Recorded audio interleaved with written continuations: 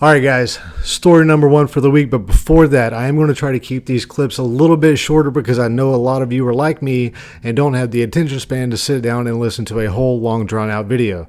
So each segment I want to try to keep relatively short and brief. If you want more input, you can always let me know. And if you're looking for references for any of these stories, they'll be in the link of the YouTube video on my YouTube channel. So jumping right into it, PDW unveils a 90,000 square foot drone factory in Huntsville.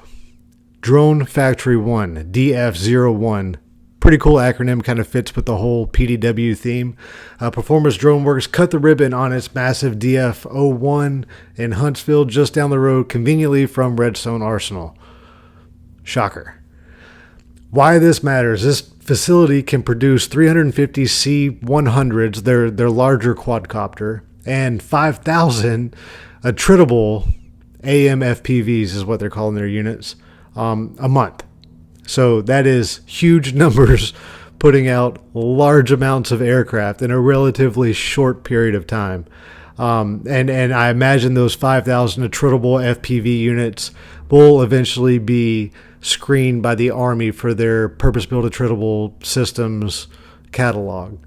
This creates 500 new jobs and injects $80+ million into the local economy in Huntsville. And it marks the U.S.'s push to compete with China for drone dominance in mass manufacturing. Hopefully, we're going to see a lot more of this kind of percolating throughout these nodes where there's large concentrations of military technology. I'm hoping for some of that here in Northwest Florida personally. Maybe working on something, wink, wink, nod, nod, hopefully coming back to that later.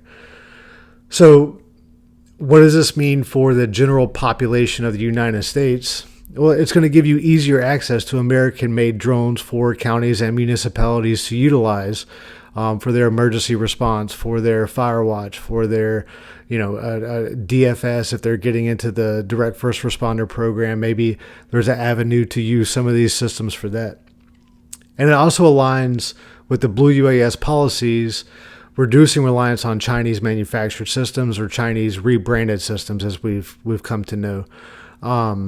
So yeah, hopefully this is a signal saying, hey, drone manufacturing is fixing to ramp up in the United States, and hopefully we're going to see a lot more of it happening. I can't wait to see what PDW does. They've got a great product and a great team, so I would love to go check out the facility, to be honest with you.